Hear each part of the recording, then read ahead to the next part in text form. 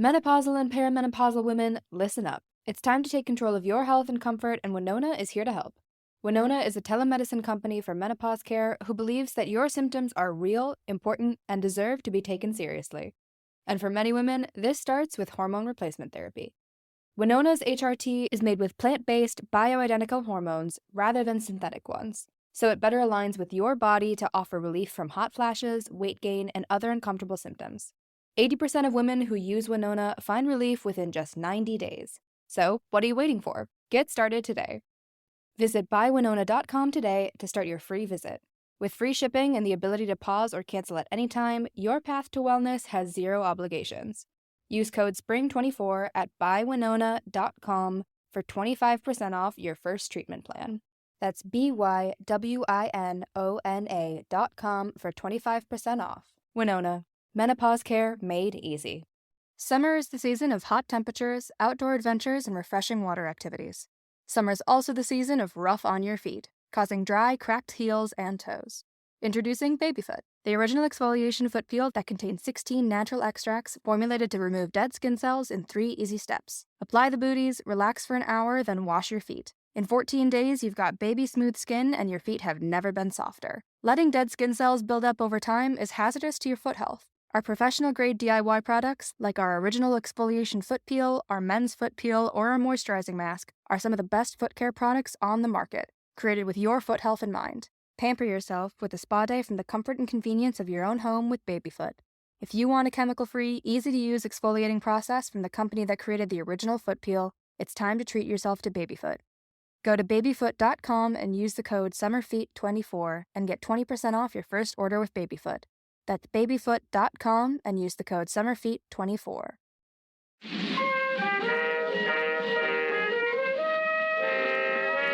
Hello, and welcome to the office, because we're about to have a very important business meeting with your boss, a CEO who is also a vampire. Guys, this is Too Stupid to Live, a podcast that reviews romance novels $5 and under. I'm your host, Becky Feldman, and today's episode is a very special one. It is February, and February has a very romantic holiday within it, and that is, of course, Groundhog's Day. And when that groundhog popped out of the ground, she was like, Becky, hear me out. There should be some episodes of Too Stupid to Live with some hilarious couples, and that is what I did. So today, my guests are Meghann Murphy and Matty Smith. They're some comedy friends of mine. Meghann is an actress and a host of the podcast The Oscars Should Have Gone To, and Matty is a comedy writer who is currently working on the show Unikitty. And we had a blast discussing a paranormal/corporate romance titled Vampire CEO. So there is one point in our discussion where we're talking about Outlander, and I say it's not a novel. Of course, it's a novel. I have it. But what I meant was that I was talking about the show Outlander and not the books. So now that that's aside, please enjoy this review of Vampire CEO. Meghann, Matty, welcome to Too Stupid to Live. Thank you. Super excited. Very excited to be here. Okay, pumped to talk about the book that we read. Mm-hmm. Oh, it's so good. But first, I want to ask you guys, have you, before this, ever read a romance novel? I know my answer. Do you want to shed some? Do you want to go first? My answer? No, I have not. I don't think I have. Really? I don't, what are we, I mean, I think I've there's...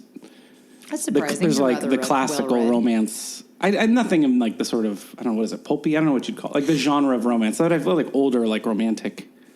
Like a Jane British Eyre. romantic. Yeah, Okay. that sort of stuff I've definitely read. Oh, God, I love a Wuthering Heights. Yeah, I was going to say the Wuthering Heights of the world. I've read that sort of stuff and I was about to say Great Gatsby accidentally, but I know how Meghann gets very upset when anyone says there's any romance in Great Gatsby. There's no Which romance. is true. There's no romance. None. It's None broken at all. romance, but I would say it's the idea of romance is in it, but it's just American romance is a lie is sort of the whole point. I think it's actually the grossest type of romance in the sense of that somebody, whatever, this is a whole different podcast. Oh, we can talk about it. This is important. Their idea of, and I think that what's great about romance novels is that they don't do this for the most part, is the idea of I don't know. That whole book is like you're in love with the idea of a person, and it's and that's A, super gross to me, and B, there's no fucking in it.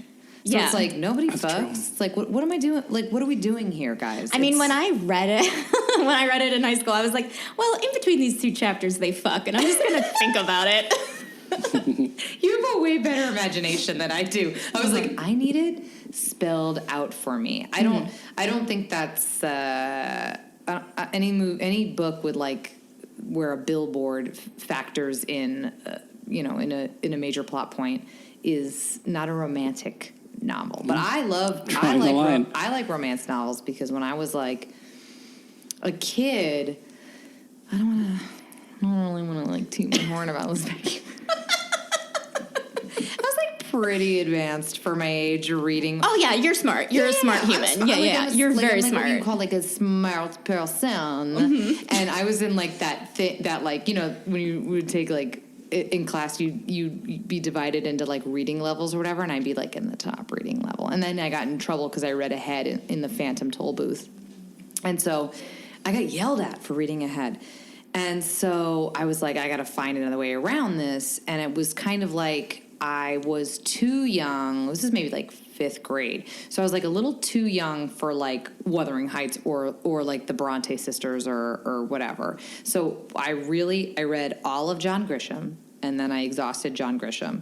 And then I was like, I need something else. And so I started reading romance novels, like just silly stuff that was like at like, friends' houses or in the library that I could just like snag and whatever. And I mean, I had myself a grand old time. Some were better than others, but they were always fun to read and definitely played a role in my sexual awakening. And for a very repressed Irish Catholic girl in growing up in New Hampshire, it was. I'm very grateful to them because if I didn't have romance novels, we definitely would not be married. The second you tried to touch me, I would have screamed. Yeah, that makes sense. I mean, I still sometimes Still do. scream. Yeah. You don't like it. You're not like Abigail. But I'd say Wait, is Abigail's like her name? Abigail's that's her name in the- Oh yeah, in the I read thing. the book. But I would say I feel like I did stumble into a little bit of like I read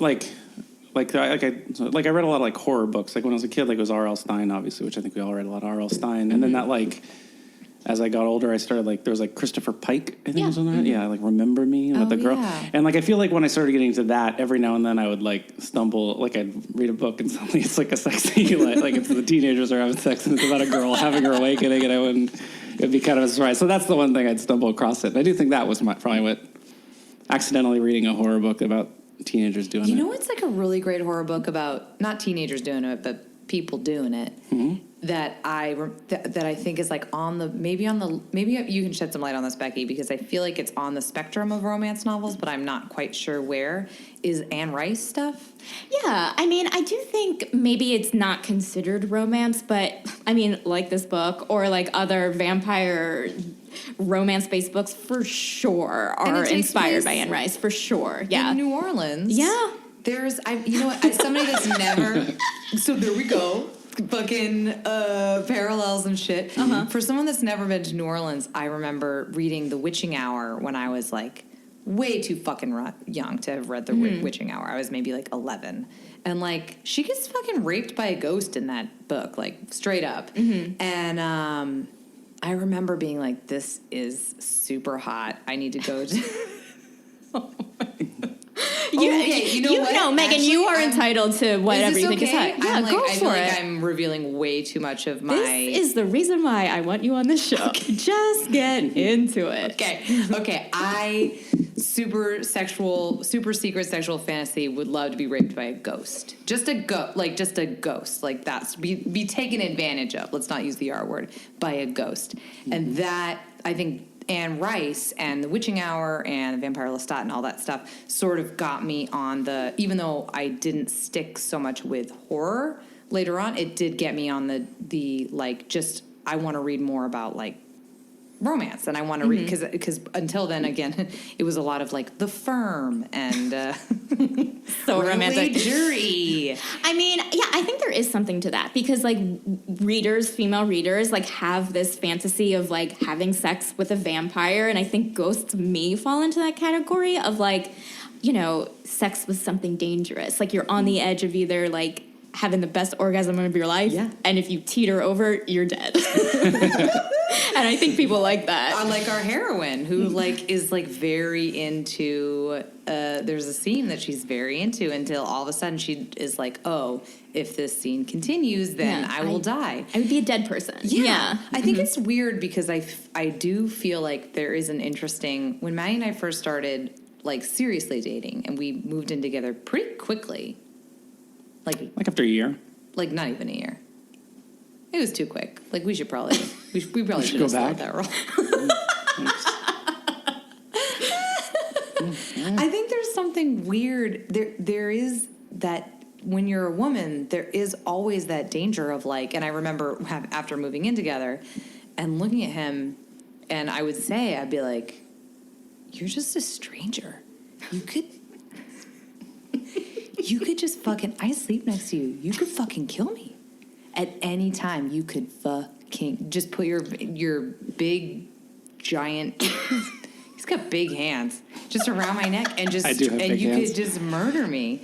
And there's a weird thing as a woman that's both like that is just the reality of the world that we live in, but there's something that's like very hot about that power being like really harnessed, and the idea that you're kind of like willing, that you're able to harness that power. Sure, absolutely. I'm not sure how feminist that is. No, I think it 100% is feminist because it's like you are like you're empowering yourself by having like some control over someone else's power, if that makes any sense. And I think that's kind of like that in this book, if you like think about it. Yeah, and it's more of a mental power, which is also exciting to me too, which is kind of like Abigail and her, like there's something that's so cool about like being a witch or whatever, and like being able to manipulate reality in that sense. It's so much for me. I would want that so much more than like, I don't know, a Hispanic accent and something about him Hispanic that is French charming. I don't even get it. I was going to say about Sebastian. It was interesting, Sebastian Storm. But I was going to say, like, as a man, I will say it was weird. Like, this is clearly the target audience is women, and you two are women. But it pops into my head a lot of the time. I'm like reading parts of this one. I'm like, should that be okay? Like, that's such a good question. Like, it's like a lot of things seem problematic to me, but at the same time, it's written by a woman for women. And I'm like, I guess that to a certain extent, like this belongs to the women. It's okay. It's okay. Everything in this book is good and okay. You bring up a really good point because that is something that pops up, you know, where consent kind of feels murky, and it's a discussion that I think a lot of readers are having, and it's also her boss. Yeah, he's her boss, and but a creature of the undead who is like physically stronger than her. Maybe it's turn. I should read. Yeah, what there's this a lot of him is. because there's a lot of him just grabbing her out of like at work at her desk. He grabbed me and pulled me toward him, then let go, and I was like, "What's that about?" Yeah. And I had a lot of moments where I was like, "Oh, is that okay?" Becky, it's a good point. Have you ever had this happen to you? And like maybe you talked about this before, but I need to know that this doesn't really happen so much, I think. Maybe I'm not well read enough, but so much in romance novels, but in life of men asking to kiss you. That's been popping up lately, for sure. Really? Yeah, recently, and it is like I find it so hot. Like it's really, yeah. There was, and this isn't a novel, but I think I'm making a good example. But in Outlander, They were, you know, they got disconnected. She went back to her time period. He stayed in his time period. All these hijinks ensued. And when they get reunited, goes back to the printing shop. She goes back to print, and he faints. And then when they like start to, you know, have sex for the first time in 20 years, he's just like, "Can I kiss you?" And it was like the hottest thing. Like it was so romantic, and it was just like, it was this it was actually a really good scene where it wasn't just like this whole like he grabs her and music plays and like, you know, waves are crashing and it's like it's just like this very sweet moment that I think as like our society we are like making consent sexy and and consent romantic, and I think novels are, you know, like maybe catching up to it right now, but there's plenty of stuff out there where it's like, okay, this isn't weird. This 100% isn't weird. Outlander's a great example of that too, because I now, because I've always been like, can I kiss you? But that was very hot, and also even not even to that extent, but like the first time that not but if you're a woman and you're like, I want to watch porn and not be like feel weird about it, go ahead and watch Outlander. Oh God, yes. Porn for ladies. It is porn for ladies, but that being said, what a great historical drama. Oh, it's very interesting. You learned so much about the Jacobite Rebellion. So much about the Jacobites reunion and Bonnie Prince Charles. But the first time that they bang in Outlander too is also very like he's super gentlemanly about it, and it's like, and like he could, especially in a genre, in a show that's like full of like rape and terrible things happening to women. That guy's the fucking hottest, not just because his abs are cut from marble. He's an Adonis. He's an Adonis. I mean, it's to the point where I'm just like, it would actually make me uncomfortable. I'm just like, what's going on? Like in real life, that guy. Sorry, I'm telling you this. No, go for it. In real life, that guy sucks because you have to spend like what? 15 hours at the gym per day? Oh, for sure. To get that? Yeah, I'm not gonna do that. I promise, as your husband, I make a promise to you to never spend a significant amount of time at the gym. What if we went to dinner and you were like, I can only have like, I brought my own food. Oh yeah, and it's like someone at the gym like told us what he eats for breakfast, and it's like bison meat. Oh, yeah. Like that's what he eats, bison meat. Like they just pull out, they're at dinner with you, and they just pull out a Tupperware of like bison meat and like broccoli. Yeah. And you're like, it's okay. Is this okay? I'd be like divorced. Yeah, I promise. I will always eat pizza. I will always have sandwiches and pizza. Why didn't we put Every that day. as part of our vows? I'm glad I'm here just to understood. witness this vow. It's like you guys are renewing your vows in a way, and I'm glad I'm here to witness this. We promised to treat our bodies like garbage. Oh, I love that about us. Sweet. That is so sweet. Okay, let me talk about this book real quick. Okay, so the book we are reading and reviewing is Vampire CEO, and it is currently $3.99 and is written by best-selling author Aaron Bedford, and it's the first book in the New Orleans After Dark series. A quick synopsis: Abigail, a witch with a dark past, is hired for the night shift at Midnight Pharmaceuticals. But with one glance at her blood-sucking boss, Sebastian, she's about to enter a dead sexy workplace romance. Ooh. I didn't realize that the company was called Midnight Pharmaceuticals. I had to re-look that up. That's a bit, you're really phoning it in there, man. I feel like there's a lot of cool stuff about this book, but I mean, come on now. Yeah, it could have been a little more, dare I say, subtle. I do like that his name was Sebastian Storm. Sebastian Storm. It's a huge vampire name. Do you guys want to look at the cover real quick and like analyze the cover? Here it is. If one of you guys want to or both can describe it. Wow, he's got a goatee. Yeah, he's got a goatee. He's got a little patch on his chin. He's got a little mustache. What do they call that? Soul patch? Soul patch. Yeah, he's got a soul patch. But he doesn't have a soul. Interesting. Whoa. Yeah. That is ironic as shit. Yeah. Oh, I love it. He's leaning aside. It looks just like a photo of like his eyes, which we hear so much about. Agreed. Yeah, they're sapphire. Yeah. The sapphire eyes are not. Well, because I think the problem is that no real man that you take a photo of for this cover could live up to the standard set by Sebastian Storm. Like, it would only disappoint. And so I think like it lets you two especially as women attracted to men, it lets you keep that ideal in your head.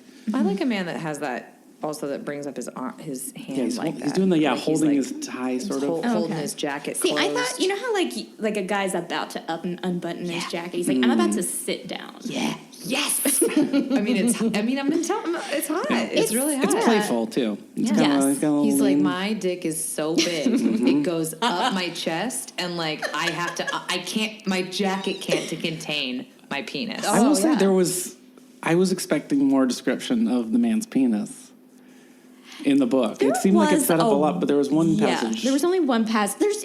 They don't bang till Too way late. too late in this book. Yeah, it's If I too could late. tell Aaron Bedford, Aaron Bedford. Yeah. if I could say one thing to Aaron, I would say like just one more person to proofread, just one. Oh, for sure. Just Yeah, one. yeah. But then the second thing I would say is I would be like, they should be like fucking on like page 60. Oh yeah. I mean, I even wrote that down. I'm like, why aren't they having sex yet? Well, that's the thing I Bullshit. was going to ask you, Becky, is do you like, is this is a low amount of sex for this type of book or average, or like, is it, because there's, I feel in my head, I like think of like going back to like 50 Shades of Grey and that phenomenon. Like a lot of the target audience was like older women who who were more puritanical in their actual daily life. But yeah, that's what I was kind of wondering. Like, is there a point where like they go too far? Because I like, can they go too sexy? Well, it honestly, there are like romance novels. It's like 30% of the fiction market. There are so many different types of romance novels. There's erotic romance novels. There's erotica. There's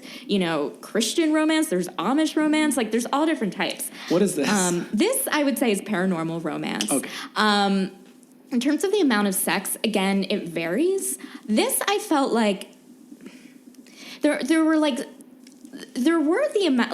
like a considerable amount of like sexy scenes, Yeah. but it was all very condensed, and it felt like for me that it was like it kind of felt like all one sex scene a little bit for me. Whereas like 50 Shades of Grey, like the story is told through sex, like their love is told through this insane situation that they're in. Whereas like this story is told through the workplace. Which unclear about how whatever. I mean, this is a boring thing, but like that was my whole thing about like what is the passage of time in this? How many days did she work at this place? Because at Midnight Pharmaceuticals, because it feels like 3. How many days did she feels like she only went into work 5 days. Like maybe tops. And one of those days she like got pissed and like ran outside. Yeah. Or whatever, which is, again, I get that it's nighttime, but then he followed her and I was like, wait, what? And then I guess it was still nighttime. It just is very, it's interesting when you're hearing basically like her life takes place at night, and that's not because she's a witch. That's not weird for her. I said this, Matty. It just was an interesting intro that like, and I appreciated it I really did, in that we didn't spend any time being like, he's a vampire. Isn't that crazy? Because the twist is, guys, she a witch. Yeah. Yeah. She is straight up a witchy witch, grand priestess. I don't know. High priestess. High priestess. She's the heir She's to the high heir priestess. to the high She's the priestess. grand not there. wizard. Well, that was one thing that I think. She's a terrible racist. I think that Guys, what if this book was about David Duke? she's a Kleagle. But there's Very sexual affair. that was like, that's one thing that exemplifies like a lot of the issues that I had with the book was that were just things were not clear, and it contradicted itself a great deal. 100%, But it's yeah. like when she first finds out he's a vampire, her response is like, oh well, I'm a witch, like it's no surprise that there's vampires, and that's fine. So it's kind of like, oh, she knew there were supernatural creatures. She's never met a vampire, but like makes sense that they're around. Then later on, she find out that like in like witch high school, she learned about vampires. So it's like, oh, she should have had like more of a grasp on like them existing. And then we find out that go there. Witch high. And then she found out. We found out that. But then we found out that. WH. But then we find out Go that. witchies. But then they find out that she goes to like a club that's not only, spoiler, owned by a vampire, but like vampires go there all the, like she's been in a club with a bunch of vampires. This is my whole thing is she says, I'm sorry, we talked about this. She says, we live together and we talk about too much stuff. She says, vampires are really rare. What I know about vampires is that they're really rare. So it's crazy that my boss is a vampire, whatever. And then, like, the first night that she goes out to this club, she leaves and is 3 immediately vampires. attacked by Yeah, 3 it just vampires. it ramps up, but it's And like, it's like a non-issue. I was like, you just spent like literally 2 pages talking about how rare it is and how nobody knows much about them and they don't know she's never anybody. met one, but it's not like, it's not surprising for them to be at the club that she went to all the time. Here's the thing that gets me is that when a vampire sucks a witch's blood, it's like the blood, it's like better blood for them. It's like Bella and... It's like Bella and Edward. Or Sookie blood. Yeah. Or how I read wait, oh, please will you do it? Sookie. We are connected. Oh, Sookie. Sorry, Part of the reason why I fell in love with Matty, because he would do an impersonation of Vampire Bill from True Blood, and it really did make That's me all I laugh. took from the That's show. really funny. So good. Yeah. And then she's like, my boyfriend's a vampire. Oh, suck yeah. My boyfriend, he's a vampire. It's like literally like 75% of the show is her just saying it. And then Lafayette is like, you What? gonna eat what I give you. And then Arlene's like, This episode is brought to you by LifeLock. When you visit the doctor, you probably hand over your insurance, your ID, and contact details. It's just one of the many places that has your personal info. And if any of them accidentally expose it, you could be at risk for identity theft. LifeLock monitors millions of data points a second. If you become a victim, they'll fix it, guaranteed, or your money back. Save up to 40% your first year at lifelock.com/podcast. Terms apply. married to the guy from Lost. I don't know. Now do Sam Merlot. I forget what he is. Oh, I he's a don't know. vampire. He's No, a he was shifter. He's a shifter. He's a shifter, which is different than a werewolf. It is, yeah. I watched that show for way too long. We all did. It's Yeah, okay. it's fine. Yeah. But then I asked, like, because honestly, on the True Blood note, so New Orleans is in a lot of books. Yeah. In this genre, a lot. There's just a lot of New Orleans, a lot. Okay, so that's just the general go-to for this world, or are there like a lot of vampire sex books about like Chicago too, Oh, for or is like sure, New Orleans yeah. really the? Well, I think there are vampire books all over the place. I do think maybe the author was tapping into fans of New Orleans vampires and like was like, I want people to read this book. I know what readers want. I'm just gonna like. Okay. I mean, I can't speak for her, but that's what I imagine. Okay, I guess just more of my question would be like, when you like see like, oh, this book is Vampire CEO is in the New Orleans, what's it called? The New Orleans Wait, what is Blood it? series. or The New whatever. Orleans After Dark. New Orleans After Dark. After Like Dark. do you see that and say like, oh, it's like copying True Blood, or do you say like, oh, it's another New Orleans? It's in the New Orleans genre. I mean, of again, I would go to paranormal. Anne Rice before I'd go to And True Anne Blood. Rice, but I mean, even like that, like is that a direct through line, or is it just like a big, huge genre of New Orleans? So Yeah. it sounds like it's a big genre. Like it's a big. I think so. I think it is like they're just tapping onto like, if you like True Blood, you'll love New Orleans After Dark, and I think it is like it's a marketing thing, you know, more so than but. Yeah, there could be people like, oh, I finished True Blood. Oh, I miss like seeing a vampire in New Orleans. What? Vampire CEO? I'm back there. Yeah. But again, it really taps into this idea that I can't get enough of like, there is, I in a strange way, I think maybe the new masochism for the Me Too era is not so much like,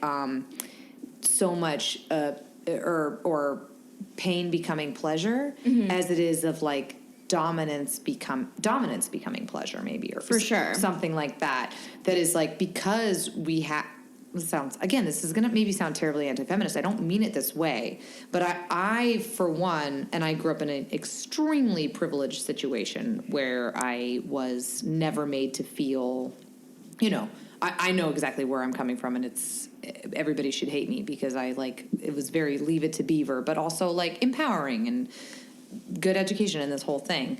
That this is the idea of, and I know this is such a trope of like little white girl dabbling in the dark arts, or and dabbling with the idea of being possessed and being sort of like, and having part of that power taken away, because in my real life I feel very powerful, and which is shocking considering I'm a super great actress, but I feel there's something that's super sexy, and I think that this genre really speaks to about like somebody that is very in charge in their regular life, like Abigail is, sort of having to relinquish some sort of control.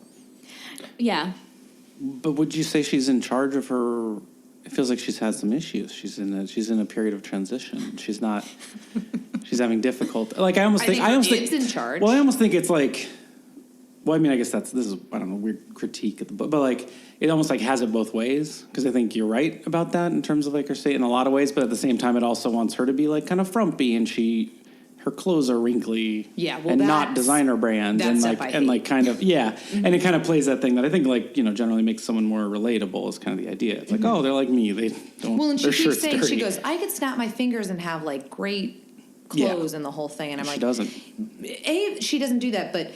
If she's been in a powerful witch for a long time, you're telling me a year ago you weren't doing. You're telling me a year ago you weren't wearing Prada walking down the street or whatever. Like what was going on that up until I'm interested in her and what makes her tick, because let me tell you something. If I could manifest anything about myself, I would be like, if I was her and you could snap your fingers and look like whatever. I mean, I'd be fucking Kate Moss. I'd be like, I'm gonna do it. And Sorry, the dog. Oh, that's the okay. dog- No, I always have dogs in the background. It's all good. But what is it about? What is it about her? What is it about her in her past that she decided that wasn't important to her? Was it just because she was a junkie?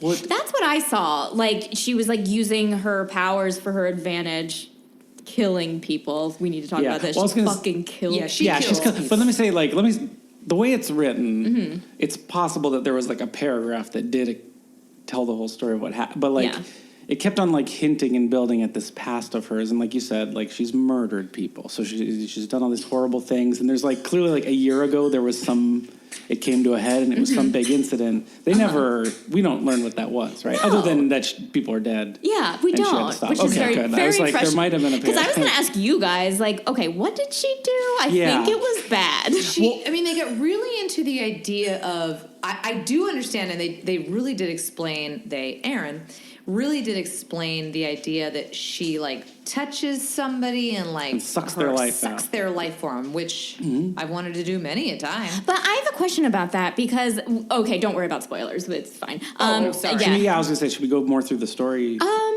it's okay. We can just talk. At the end, she uses her power, the same power to save her mom, though. Right. So, like, what is that power? That's the whole witch. I don't know what a witch is, other than they have magic.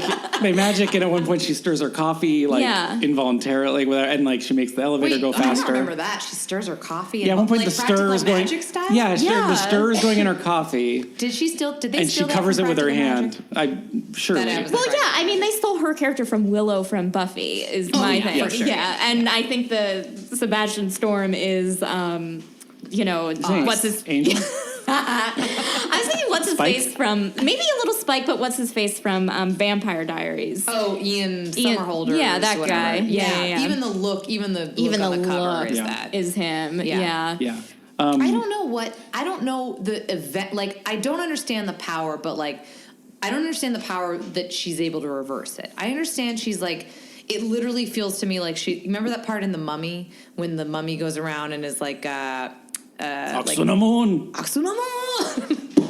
And he touches the guys that opened the thing and like whatever and like it looks like they got sucked dry basically. Yeah. They're And like, also let me just say real quick, the saddest thing ever for a kid with glasses to see is the scene where the American guy with glasses is running from the mummy. He trips and his glasses fall off. Benny steps on his glasses and breaks them, and he's fumbling around blind because he doesn't have his glasses. And then the mummy comes up and walks up to him and gets him. because your eyesight isn't that bad. It still eyesight's terrifies way me. worse. It still like is a terrifying image to see, and I feel so sad. And then they for take that his man. tongue and he's like, ugh. Yeah, that is a really tragic sequence He that I'm seems so vulnerable. sorry that you had to He sit seems so through. vulnerable That's very about his stressful. glasses. I will say that's stressful, yeah. Because, like, first of all, glasses are expensive, and like when I Yes. wear my That glasses too, as and well, they yeah. and they fall off, no matter what the situation. Like if I am running from a dinosaur or whatever, my instinct is going to be my glasses fell off. I need your like instinct is to pick them up. Becky, I have a lot to say, a lot to unpack about what you just said. Okay, Yeah, go ahead. number one, Yeah, go I ahead. love that you went to I'm running from dinosaurs. Yeah, why not? It's Number scary. two, I feel like we need to like take you someplace to have them fitted correctly because they shouldn't be falling off. No, but if you're just like jumping and running and you're like unsweating, I haven't because you're jumped like and run and sweat, I guess, in a long time.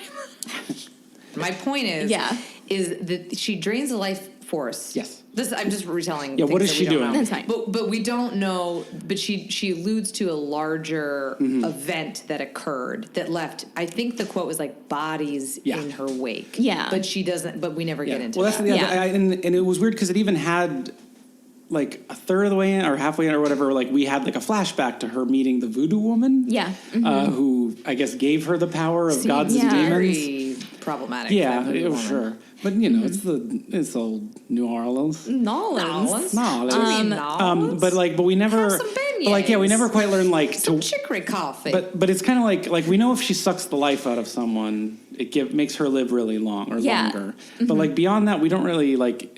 One, we don't know if she does other stuff. I assume she had other stuff, but also we don't know to what end. No. Yeah, It's like, is it just to make you live long? Like you're a jerk and you. We never see her people. do anything other than the sucking of the life force, the opposite of that to save her mom. And at one point, she like calls the elevator. Yeah, she makes the elevator faster and the stirring of the coffee. Okay, Yeah, sorry. she When stirs she her pushes coffee. him away, Oh, yeah. it's kind of like Yeah. a force. It's very much a force She's like push. in a force field. Yeah. Yeah. It's like the force is more what I was. She's a Jedi. She's like Jedi stuff. Oh, like Star she Wars kind of stuff. moves stuff, but it's kind of like vague, and I think that's an issue. Yeah, I mean the rules are not really defined. Of the world. And I think that's indicative of like a larger world building Yeah. thing Yeah, that's a general of genre like and I think with this, especially if the title is Vampire Sea, like she could have afforded to just like, instead of giving us like vague details of the world, just like this book could have been longer and I would have been like interesting. Well, there was a weird thing where it was she like got she's so detailed about some things, like she got so into like the rules of vampires that this character knows, and like the high priestess and how they have to pay whatever. Yeah. It's weird the amount of detail that she goes into stuff that I'm like, this doesn't factor in at all. And Right. I don't care. Yeah. But like what I do care about is like is our main character and all of the shit that she has going on. And for that they're like, yeah, but like she just has like powers. It's very I know. glossed over. That was super disappointing for Yeah. me. Okay. I'm sorry. What did you want to say? Did we? Oh no, did I was we- just kind of gonna say. I was gonna kind of agree. Like just that it. But I even like think like it has a lot of detail about everything, but the detail doesn't go into detail in the weirdest way. Like 100%, Like The Office, yeah. I imagine is like there are desks, and I know where the desks are laid, and I know that there are walls, and then there are walls, and there are 4 walls in the room. But like there's no like specificity, I guess, to it. Like nothing. I feel like I got a picture of an office in great detail. Of just the most generic office, and everything is kind of described to we that said extent. this, but so many times she would be like, she'd be like, I walk by without like saying hello to any of the employees, and like people just gave me weird looks. And I'm always like, but when did you say there's no scene of you making friends with any of the employees. for And sure. it feels like you've been here for 3 days. Right. Yeah. It's a very closed world. The whole book is like even. Oh, I wanted to ask something. Yeah. Do you exclusively feature books that feature redheads named Rebecca? Oh yeah, all of them do. Yeah. Just want to make sure. All the 3 options. There was a redhead named Rebecca or Becky or Becca. I'm glad you chose one with Rebecca. She goes by Becky though. Becky, she was a hot potato. Oh man, I thought like my end note was like, this is Vampire Diaries / Buffy / Becky Feldman fan fiction, and I love it. I want to see, like, truly what I want to see. I hope later on in the After Dark series they break up, because I want to see him bang Rebecca with the. Oof. And I will imagine you, like, Nice. 1,000% in my fantasy. Oh, thank you. I'm glad to make an appearance. You and the Glad to be a co-star. Sebastian Tharma. Oh yeah, we got to talk about him. Oh, guys, I could talk about. I think but the description of him is so what in line with the rest of the book. We're like he's got very sapphire colored eyes. He's very good looking. He's very sexy, and he's very good looking. And he's very good looking. And it kind of like does it. I'm like, okay, but like, I don't know what he looks like. And I guess part of that maybe is like, I don't know, like, that's a romance thing too, where like you can kind of imagine who you want. I suppose, but like I think in other ones they do like have a description of look what like the a guy person. looks Okay. like. Yeah, They're like real human. Beyond the All right. eyes and like that he has like dark hair, Yeah. which I appreciated because I prefer dark hair to blondes. Is I'm my more hair- of a Ben Affleck than a Matt Damon. okay, all right, two kind of okay choices, but Heather thing, sure. Okay, I guess like that. Neither of them, like for real. I'm more of a. What did we watch last night? Oh, First Man. Oh, I'm more of a. Oh, Matty got mad at me last night. Oh, what happened? I'm so curious. I need to know everything about this fight. You made the joke in the beginning, and then I started making the joke, and you got mad at me. Oh, I was because you went to because you liked the joke. You liked it too much. All right, go on. I know what you're talking about. Go You ahead. know what I'm talking about, right? Yeah, we'll see if this is. Well, because because basically we watched First Man, which is Well, fine. here I'll say. So basically, so we started First Man, and like for the first, for a lot of the beginning of First Man, this could be called Things Maddie and Meghann have thought about. This is why I wanted you on the show. Stuff, I just like, want to sit and drink this nice beer and watch you guys talk. Yeah. So basically, like early on, like there's a lot of Gosling and not like other actors, you know. And Meghann kind of said like, oh, are there no other big actors in this? And then I looked it up on IMDb. Because everybody loves Ryan Gosling. Right. Although Maddie will tell you nobody likes I have a theory that no one actually likes Ryan Gosling. We all kind of decided we did early on, and then like every movie we're all like, yeah. Like he's good, but like we don't like him. Like no one likes him. You're not wrong. Yeah.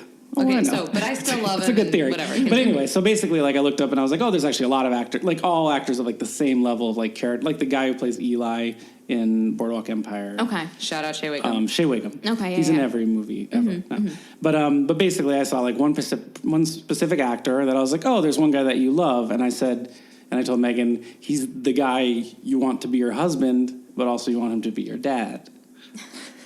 So every time he would come on screen, Yeah, so I would then go, oh, it's my daddy husband. yeah, so the guy was Kyle Chandler, Coach of course. Kyle Chandler. Okay. Yeah, I see Coach it. Taylor. I feel like I was a proper description, and I feel like it's okay for me to say that. But then Meghann just really grabbed onto it, and then would so mad. I get kept super being like, mad, but I was like, my daddy husband's and I'm like, oh, and I was like, okay, that's enough. We don't need to. We get it. I got the description. We got it. But like, I need you to know, and this is no knock on you because I love you, legit. How long were we together? 10 years? Sure. Sure. Yes. Don't fucking know. We just did. Okay. We've been together a long time. I would 1,000% leave you for Kyle Chandler. That's fair. That's fair. And I challenge a woman that would not. I might leave you for Kyle Chandler if he offered. I might leave my dad for Kyle. Yeah, see, that's the other thing. But I think like I would emancipate myself. Go to Kyle As a Chandler, 34-year-old. 34, and be like, will you please be my daddy husband? Yeah, but I think that's a general part, so as not to be like creepy and weird. Will you be my daddy? And also, like, we could and or husband. hang out. Yeah, He's very attractive, though. He's a good-looking man. And he's Yeah. a good dad. He's a good man who will take care of you. Well, that's why I like that. I mean, that's very telling of me, again. In my, like, the idea of what women want in their fantasies and in reality. Because fantasy is, like, Sebastian Storm, like, Ryan Gosling, like, that sort of, like, grab you or whatever. Like, reality is, like, I want Coach.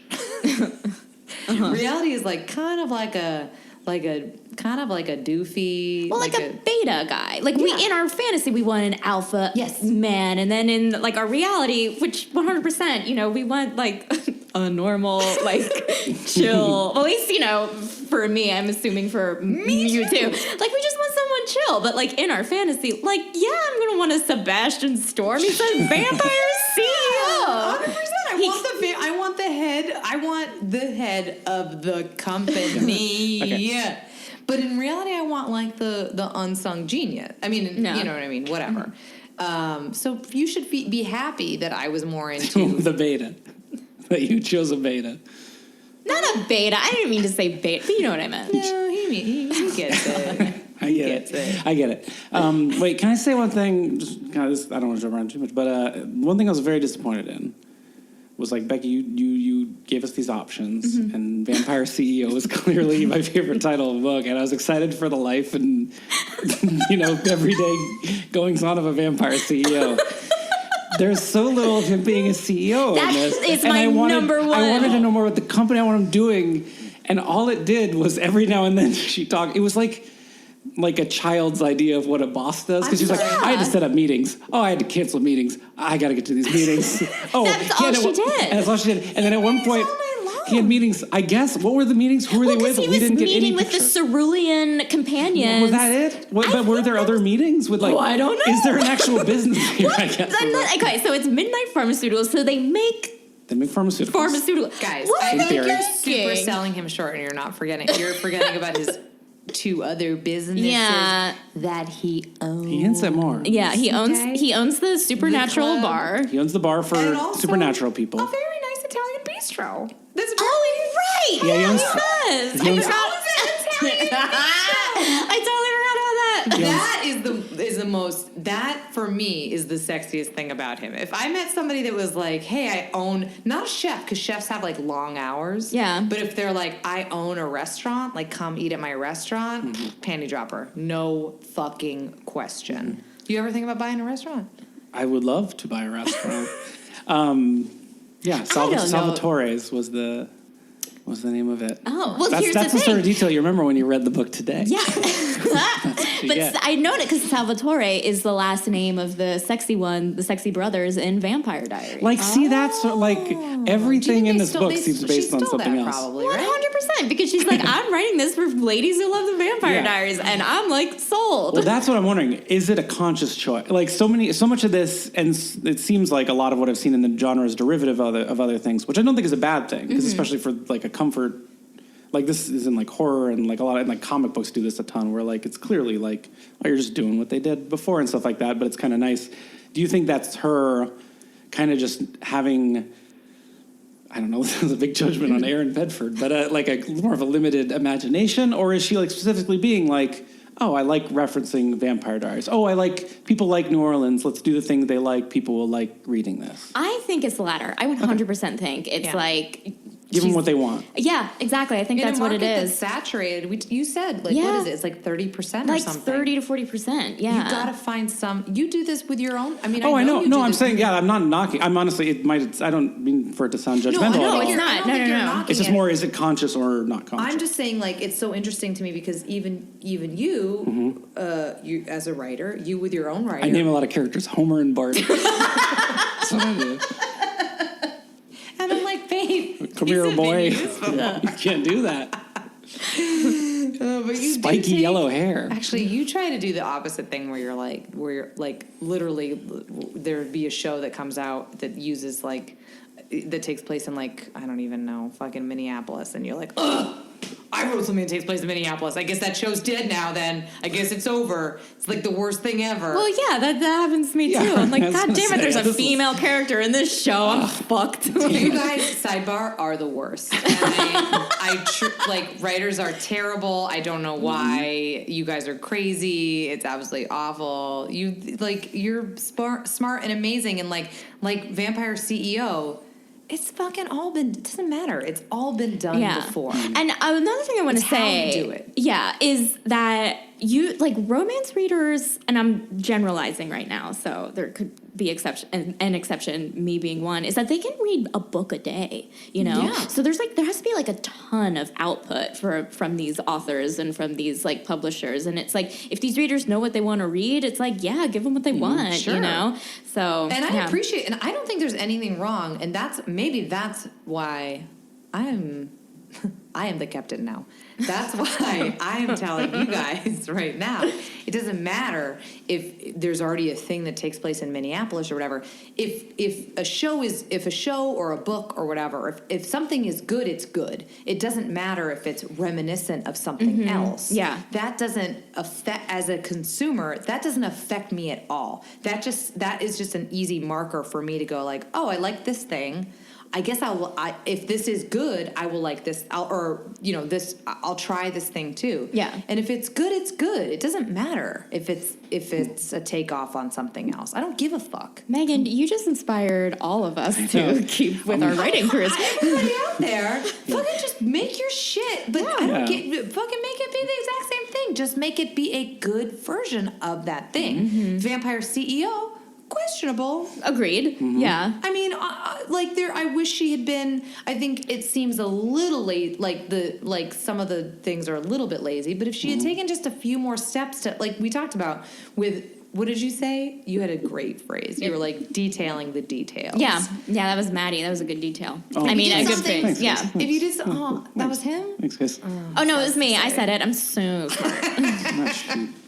It's fine then. It's much more. That would be that really would elevate it for me, and I would have been like, I don't know. And again, if we'd had some sexual penetration. Yeah. Well, I will say I did like the witch stuff was where it was like more interesting, because honestly, in terms of like, again, like I said, I have very limited experience with like romance stuff. Like I watched first couple And seasons witches. of True Blood. I watched like Buffy and that sort of stuff, like the general nerd stuff. But like, but to me, I like the New Orleans thing seemed like, all right, I've seen that before. The CEO thing, I thought of like 50 Shades. Yeah. And again, it's just like me as someone not knowing it that well, like that's what I go to. And then True Blood and Anne Rice. But here's the thing. I think romance readers are doing that too. You know? Yeah. Yeah. But then just like, but the witch thing The was, big markers. but the witch thing was the one thing that to me like made it like, was like a little more interesting. And I was like, Yeah. oh, that like adds like a different dynamic. And like that made it, more than just like a totally derivative story to me. And I like that. Yeah. Did you guys come up with taglines for the book? No. I did. Did you? I It's did, okay. but I kind of forget it, but I can remember the gist of it. Okay. Mine was like really lame. Go ahead. Go ahead. Do it. Mine is a storm is coming. Because here's the twist. Yeah. Coming is spelled different. You. Okay. So it's K-U. KK. Okay. You. Coming. Yeah. Because his last name is Storm. That's great. Also, I kept singing while I was reading it, I would be like, stab through the heart, oh, which is to blame. You give love a bad name. That was great. Did you like it? I loved Do you like it. we have to pay Bon Jovi for that, or? No, he's from New Jersey. I'm from Jersey. It's fine. We have Okay. an unspoken agreement. Excellent. Okay. Okay, so wait. I had two, right? Okay, so mine is my first one. Vampire CEO. Stop chasing the money and start chasing the passion. Oh, I like that. That's great. Okay, and my second one. This is a quote from the book that her coworker Mandy says. Love Mandy, by the way. There's Mandy's two coworkers. very friendly. Mandy's the one that trains her, right? Yeah, yeah, Trisha's yeah. like the one at the front desk. Yeah, I feel like yeah. Like, hi, bye. Yeah. Oh, I was like I feel like you just swap them and I wouldn't have noticed. No, Oh, they're for the sure. same person. 100%. Yeah. They're the same person. Okay, so vampire CEO. He's actually a really great boss.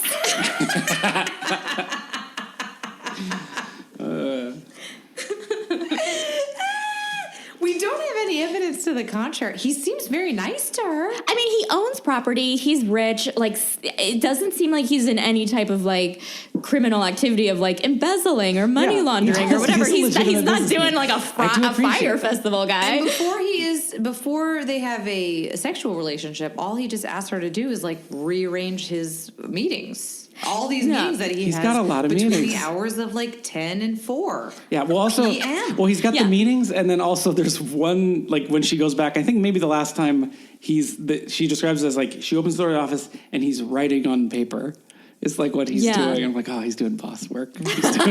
He's doing business. Well, here's the right thing. now. He's like 1,000 years old. He's Yeah. like, I've been writing with quills. Yeah. I'm not gonna like suddenly learn how to use a computer. I sort of don't know why he needs to go into the office at all. No, he doesn't do anything. He just sits and sucks He blood just from sits there and His sucks blood. meetings He and could do that paper. at home. But he might be, and I want to see that, and that's what I thought I was promised. You when I want to see chose this them? book. You want to see him sucking blood at home? No, I want to see him Like doing lead- business Being work. a- I want being to a see what those. businessman. I want to see what those Are you means. hoping to pick up some tips?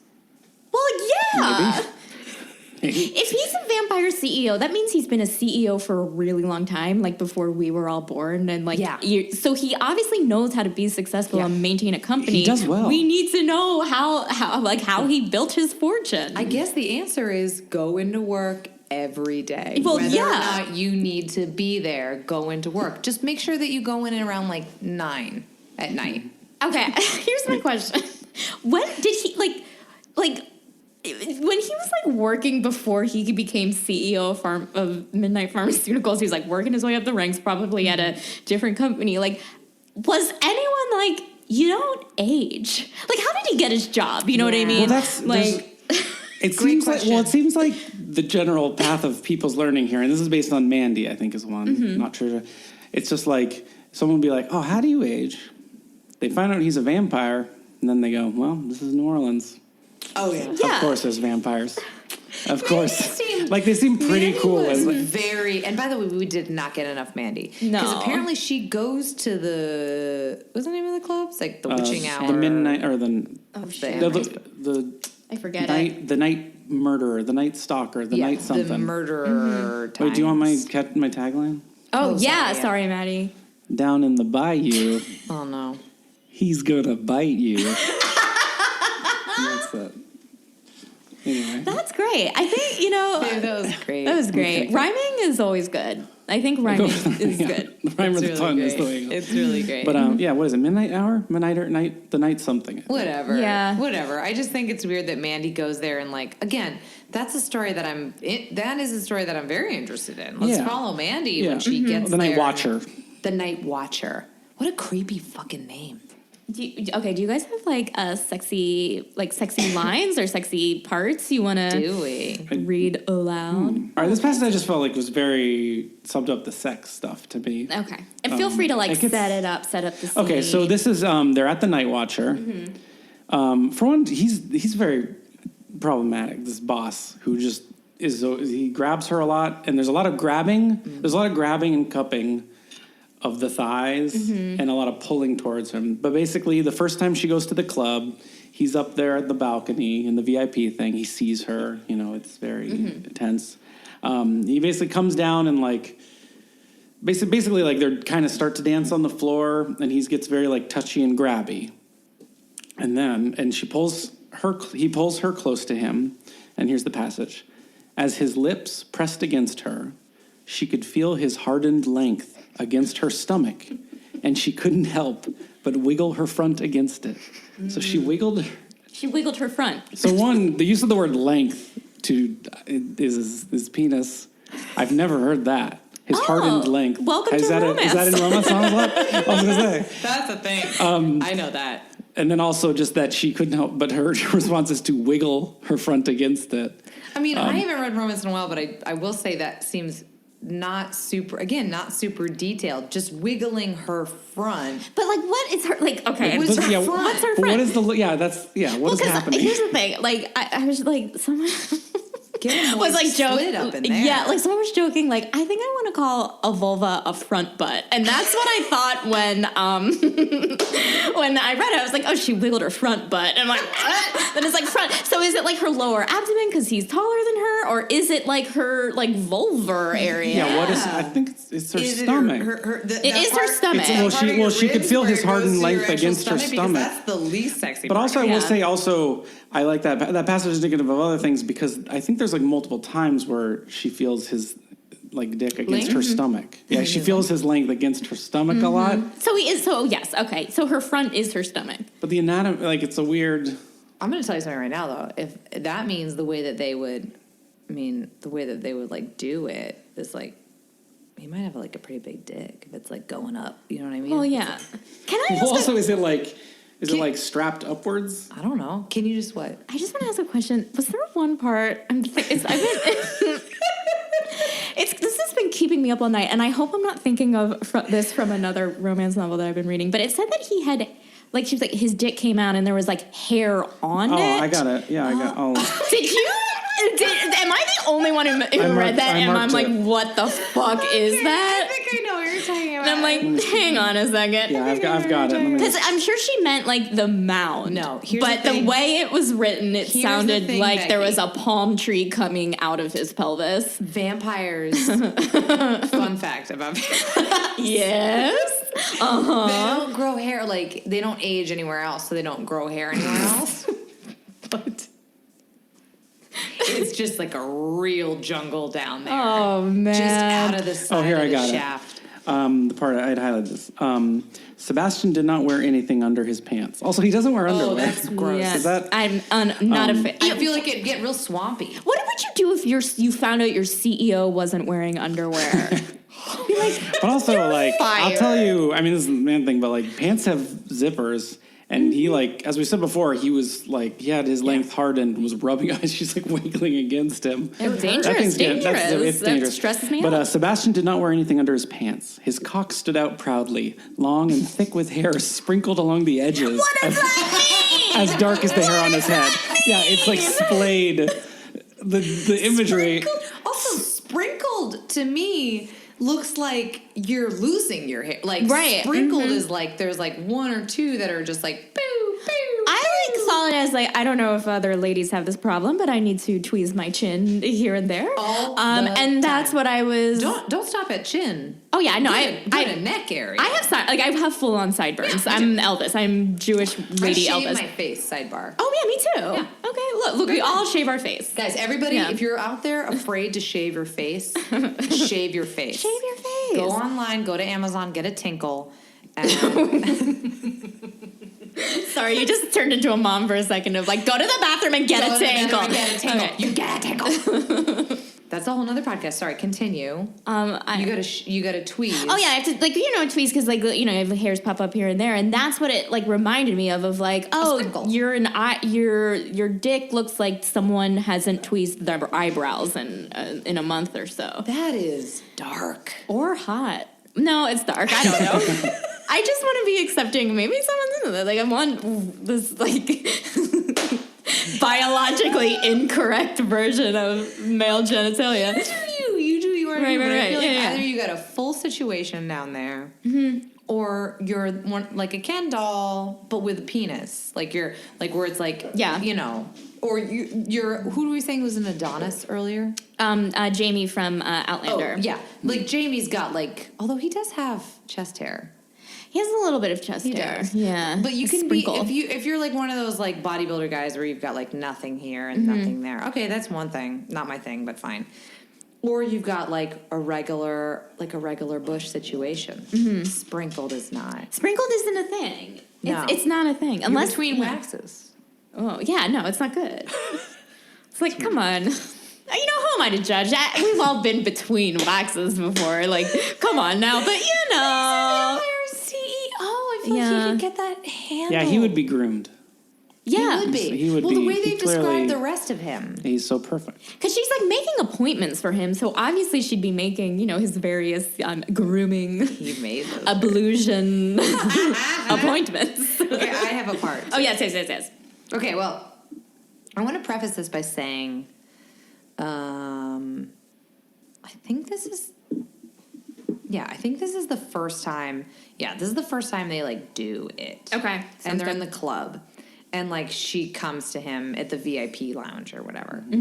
After he's like requested she come, and I guess a couple things that stood out to me. I'll just read it first. I'll tell you a couple things. I did not think you would come, mon étoile, but here you are. His voice was liquid, slipping and sliding into her, only to settle down low, causing her thighs to press against each other. Stepping toward him so she was next to his side, she reached a hand out to touch his shoulder, but then dropped it and shook her head. Her eyes moved to where he was staring out the window, and she murmured, "Yes, I am." They stood there for a few moments, watching the crowd below, who were oblivious to what was happening above them. Finally, she couldn't take the silence anymore and spun around just as he turned too. If the sound of his voice could fill her with desire, the heat in his eyes could only be described as volcanic, and it instantly melted her panties. It's very sexy. Very sexy. It's very good. I have three things to say about this. Yeah. I cannot imagine this. I don't understand what's happening. They're No. looking at something and then they turn to each other like accidentally at the same time. Yeah. Unclear. I don't like the word panties. I don't have any problem with the word moist, but I don't like the word panties. Okay. Somebody ever says to me panties. It's not that it grosses me out. I'm just like, does a woman ever say like, oh, I gotta grab my panties real quick? No one ever says that, but when you buy underwear, though, it says panties. They say panties. Yeah, but like no one's ever like, I bought panties. It's like, no, I bought underwear. I'm a human. Underwear, Yeah. like a normal human being. Yeah. Well, unless you're Sebastian Storm, you don't buy underwear. He doesn't buy underwear. You don't need it. I get it. But then the other thing I was gonna say is like that was interesting to me is beyond settle down low. They say that a lot. Settled low, or it went low in me, which I'm always like, I guess that means like in your vulva or whatever. Yeah, Fine. like the blood is rushing to where it needs to rush. Yeah. If you know what I mean. We talked about this. He calls her, so his pet name for her is Mon Étoile. Yeah. Well, wait. Do you want to take that, Matty? Go ahead.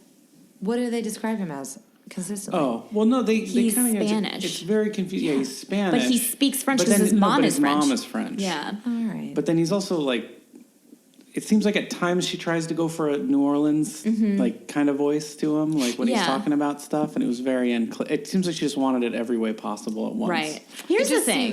The Monte 12 thing seems so put on for me. I don't know why he's also my star. Like you. What about her gives you that? Like, I know. It is like a thing. Like their nicknames have been popping up so much lately. In romance novels? Yeah. People calling like my little lamb or my little bird or, whatever. And it's like, I was like, okay, nicknames are a thing now. are they? Do we have a nickname? No. Oh man, how's it gonna? Oh god. We have 1,000 nicknames for our dog. We do have a lot of names for our dog. Yeah. But Welcome to Too Stupid to Live with the recently divorced Meghann and Matty. Reason why they don't have nicknames. I can start calling you Mona 12. No, please don't do that. I think I- Sometimes you say ma petite. No, you say that about the dog. Okay, yep, you know what? Now that tracks. I'm thinking back on it, and that tracks. I don't know. I like my name. I think it's... I'm not, like, opposed to a nickname. I just think that it seems like... In this case, it seems... Well, it's very showy and, like, performative almost. Agreed. Well, I mean, Yeah. partly is how it's, like, written. Like, so every time it's written, it feels like she wrote all the book and then did a pass where just every now and then on one of his lines, she added a comma and then in italics, Mon étoile. Like, it feels so, like... added, like tacked on, like Mon étoile. It feels like it feels unnatural, and it's like, well, I get where she was coming from. We all want, some of us want our name to be nicked. Our name to be nicked.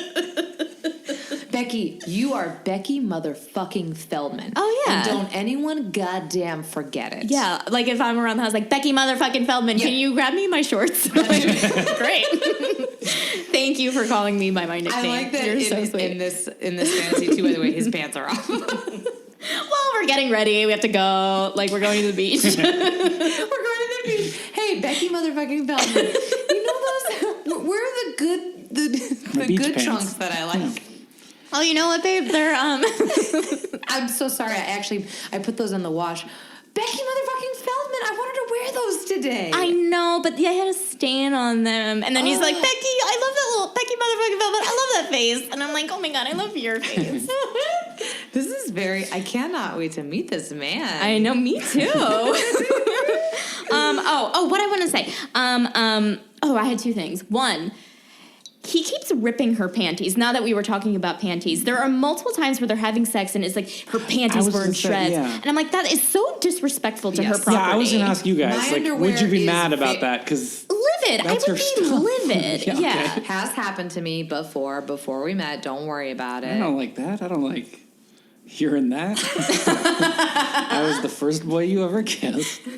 Recently divorced Meghann and Matty on Too Stupid to Live. I will say it was the first and last time that I had an encounter with this man because good. I was like, I like my things. Don't destroy my stuff without asking. I know, realize you're trying to be sexy, but like, yeah, that is annoying. Also, is that disrespectful. it's not going to be faster that way. If anything, it's going to like kind of hurt or something when it's like yanking. Like if you try yanking your clothes. There are some things, and I know this comes up in romance novels a lot, but it also comes up in like romantic comedies and romance movies, whatever, dramas in general. There are some things that like really play like they would be super sexy, and it like sex in water too is another thing. I don't like that. I hate shower sex. I don't like that either. Oh, that is not that in reality. No, that is terrible. It's awful. Yeah, it's awkward. It's weird. And then also I want to. I mean, because you know how like sometimes in sex scenes in this and in movies like they rip the shirt off and the buttons go flying, and it's like, do you know how much of a bitch it is to have to like sew each button back on because you want to keep that shirt, and now like later that night you're just like, fuck, you have a meeting one time and you're like, I need to wear that white shirt, and now I have to fucking sew the buttons on. Oh, I'm missing a button. It went through the fucking vent, so now I gotta go and buy a new shirt. Hey, Becky, I'm going to stop you right there. Let's say that they're Christian Grey and they're rich and they have all these shirts. No. Say they're Sebastian Storm. I'm sorry. There's Sebastian Storm. They've got a billion shirts. Somebody, that person or their housekeeper, are going to have to get down on the ground and hunt around for those fucking buttons. I know, it's bullshit. It's annoying. When Yeah. you step on those buttons and you're, ow, I stepped on the button. And then he's gonna be like, hey, did you see one of these buttons? And she's like, I fucking vacuum. Now I have to go through the fucking vacuum bag to find to find your stupid button. Just get a new shirt. Oh, that shirt's Tom Ford. I don't care. What's happening? Yeah. Yeah, that's how those two got divorced, and how you and I got divorced. And also, I feel like the first sex scene should be a big, passionate, cathartic release of all the buildup. I thought it was really weird. So she goes up into the office. It was too short. It's the office, but it's not even that. She's in the office of the Night Watcher, and he's the boss. He's the CEO of the Night Watcher. Yeah. If you're a CEO, you gotta be CEO. Lots of stuff. But CEO, and they start getting hot and heavy. They're like making out. She's excited. She's wiggling. He's rubbing against her stomach. All that's good stuff. By the way, and this then, is how he describes sex. But then they're wiggling. He's much better. It's like some wiggling. Yeah, well, they're wiggling. my pen name is Aaron Bedford. But so they're like getting like ready, and she's like psyched and ready to go, and then he just like stops. And then he's just like, let's go in the other room. And then they like stop, and then they go into like his apartment. Yeah. And I feel like that totally. Oh, it's his so secret weird apartment, but by it's the also way. just, it's just so weird that like they're doing it. Like, I maybe he's just a very clean CEO, and that's part of his business. Can I tell you what ethos. my second but then he choice stops of thing to read though? Legitimately, this was my porn. This was the part where I was like sexually I excited. know this part. Yeah. And I think I might too. I want to go to his bathroom and use all his lotions and potions. What did you think it was? I thought it was going to be there's a part later on where she like I forget why. Where he but she holds his doesn't- finger out and she writhes on it. That No. that Never was mind. sidebar. Yes. Okay, yeah, that's Like, what I no thought you were going to say. question, Yeah, that was yes. hot. That was my favorite. That was my favorite part. Yeah, Well, that was weird, though. Sexually, and he was like, "Take your pleasure." But did you like? Well, that's what I'm gonna say. Yeah, good. Now take your pleasure. Good. Now take pleasure. Well, that was weird though. But then she like well, stops, and he's just like, he's sitting there with his finger, and he's like, "Why'd you stop?" It's a power thing. But why doesn't he? No, because he wants her. He to wants do her to it. come Okay. first. But I was just Yeah. gonna say I thought the part you liked was like later on in it. She's like anxious and can't see him, and so just out of nowhere she decides to clean. And I know you like Megan likes to clean. She was like a clean thing. It's a she control like, thing, Yeah, she yeah. just like likes to clean. But I thought that was going to be the part you liked. Also, although I also like that part because that was like the most like character we got out of Abigail. Yeah. And that was another thing. Our heroines in these, like I kind of just was like, oh, maybe like they don't really make her much of a character, like a person, because then you can always like project yourself onto her, like anybody reading. Is that like a common thing? No, there are well They're well written protagonists for Okay, sure. no I mean, wonder. first of all, my podcast is $5 and under, so you know.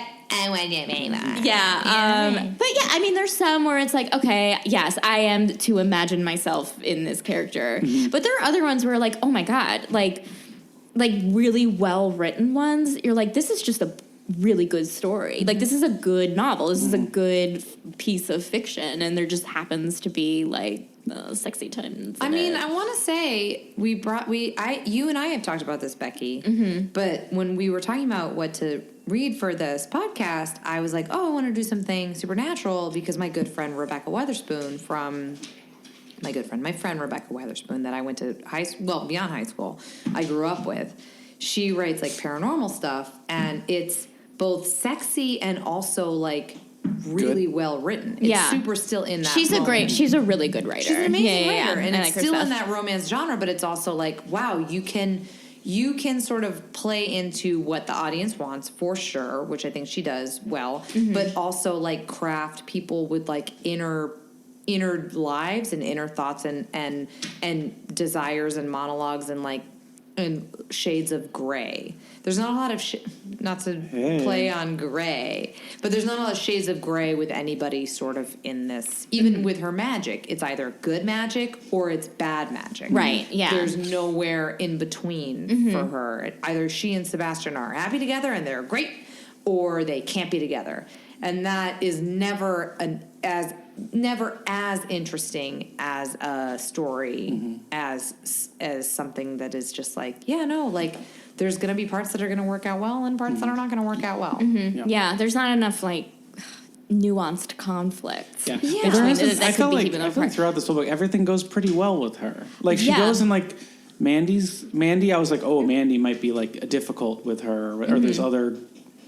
No, it's pretty fine. Mandy's pretty helpful and like friendly and cheery, and it's I like supernatural. It's a vampire, great. isn't that great? Yeah. Do you think I guess so. Or do you think she's gonna be a bitch to her? Yeah, I thought there was something like the closest thing is like the blonde girl who lets him suck her blood. Yeah, the cerulean escort. Yeah, am I saying it right? I think By so, the yeah. way, you definitely are, and it's very sexual. The word cerulean. Whoa, I'm gonna Cerulean. Sorry, I'm like going nuts here. You gave me a compliment, and I gotta go sky high. And I'm gonna tell you right now. I'll give you another one. I just want to take what's it called? A drop of you saying cerulean and have that be my ringtone. Cerulean. Okay. But it feels like it's gonna go somewhere. Like it feels like he decides. So I'm gonna call him Sebastian. Decides that like this is gonna be my one blood person. I'm gonna get blood from just this one girl, and it's a big deal. And she's very jealous. Abigail is very jealous. Yeah. Sees her later in the and feels like it's going somewhere, and like she even like confronts Sebastian about it, but we never get why did Sebastian like this girl so much. Like he never does actually explain himself, and like those it felt like there's a lot of little points that were like building towards something like, oh, her background, like what was the big thing where she murdered a bunch of people. Which is like what's up with this girl, like all these sort of things. And it's just like at the end it was just like, but I realized that like me liking him was good, and that solved everything. Right. The end. Which is a good ending, but then it left things open. Yes. Because he's there's still more books, seeing. right? Well, there's more books, but I think it might be a different. Oh, it could be them. I have no idea. There might be more books, but the thing Like a different type of different supernatural. Yeah, it could be like it could be Becky's story. Ooh, I'd love to read that. Yeah, dog. What bothered me in the end, this is in the epilogue, where she's like, he still sees the companion to suck her blood, and I'm like, Sometimes, what? yeah. That's that's gonna work between you two. No, I don't believe in this happily ever after. I don't believe it will be ever after. She goes, sometimes I let him, but like not all the time or whatever. Like Like what? Like what? Why? Well, what are the times? And for me, I'm like, when do you let him do that? And like, is that enjoyable for you? Like, what is the like? We didn't really get into that at all. What times are you like? This is okay that you use a companion. Yeah, it's very. I don't know. It's very.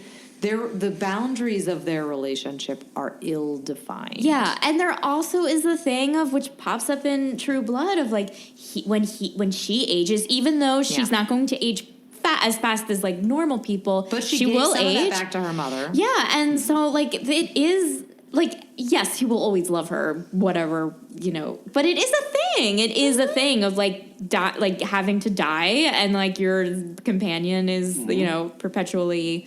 I'm just gonna call him 37 or 48 or whatever sexy age this man might be, or comes across as whenever he died. You know what I mean? And it's like okay, it's all great, but it's like even though in other romance novels it is gay, it's all great. There was still like unopened things that didn't satisfy me. Really no problem. There were no problems other than.